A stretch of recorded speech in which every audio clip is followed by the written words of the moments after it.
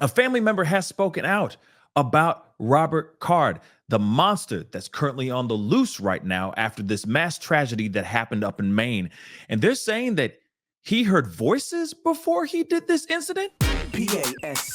What's up, y'all? It's your boy Pascal back at it again with another pop-up video. Be sure to follow me on all my social medias, The Pascal Show, one word. Hit that like button down below.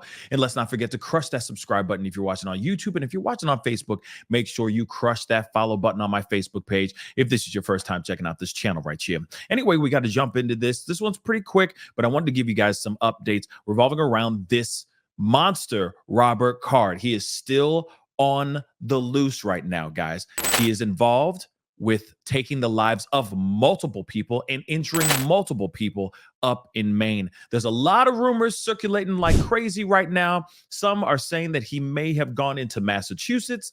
Some say he may be trying to go into Canada. We don't know any of that at all right now. But one of the main questions that we have had burning is, why did he walk into these multiple locations and commit these unthinkable crimes? His sister-in-law has spoken out and has said he was hearing voices apparently beforehand. Now, we got to look at this article from the Daily Beast, and it's just basically from his sister-in-law speaking out about this, but we already know that this is someone who has some serious military training.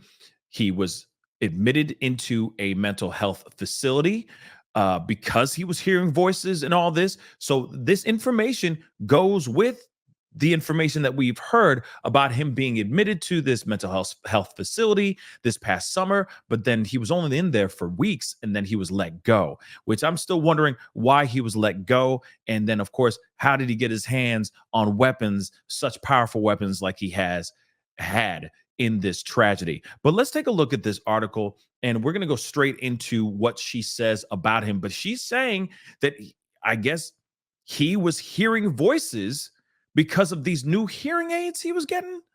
This is some weird stuff. But anyway, Katie Card, who's married to Robert's brother, told the Daily Beast that their family has been messaging her brother-in-law and urging him to surrender to authorities.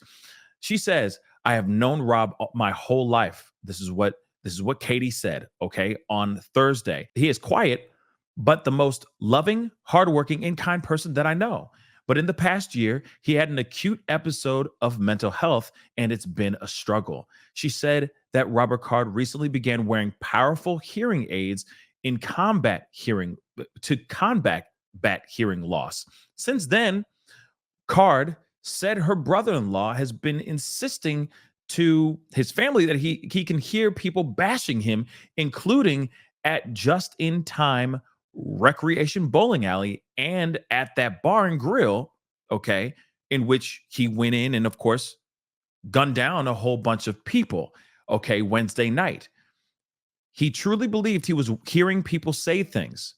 This all happened within the last few months. She even said herself that her brother-in-law would get mad when they told him the voices were just in his head. His mental health issues resulted in a weeks-long stay at a facility, which we've talked about before, over the summer. Things have kind of gone downhill recently. We tried to listen to him and tell him that nobody was talking about him. Yesterday, as the story was unfolding, we prayed that Rob had nothing to do with this. But then when we heard the two places where the tragedy happened, my husband rushed home. Okay, Katie, who is currently with the rest of the family as they wait for news, added that she has been texting her brother-in-law since the actual tragedy, hoping he'd read the messages. She believes her brother-in-law is probably just scared.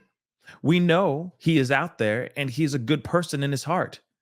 After all this, when he has time to reflect, he will be disgusted.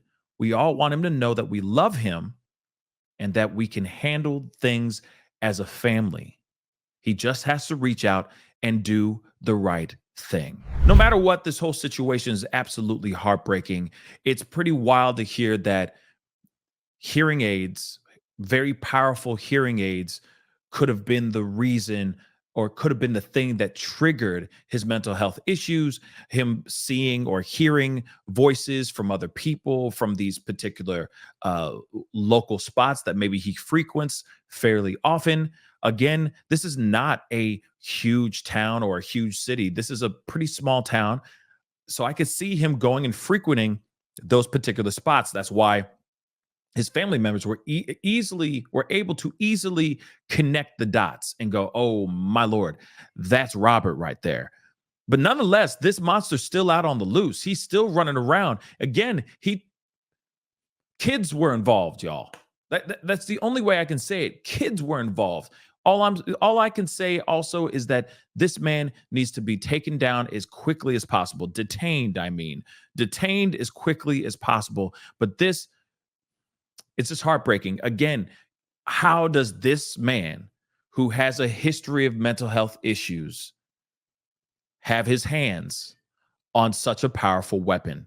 Period. Anyway, guys, I hope that they bring him. They get him. They bring him to justice as quickly as possible. But comment down below. Let me know what you think. Do not forget to hit that like button down below. Crush that subscribe button if you're watching on YouTube. And don't forget to crush that follow button on my Facebook page. It'd be great to have you a part of the Pascal Show family on both platforms. Anyway, it's time to get going. Be good to yourselves. Be good to one another. Be safe out there, guys. Especially y'all out there in the Northeast Coast area. Please be safe out there, guys. Anyway, I'll talk to you guys in the next video. This is the Pascal Show. Bye. Pascal, you are now rocking with that dude Pascal. We be going wild.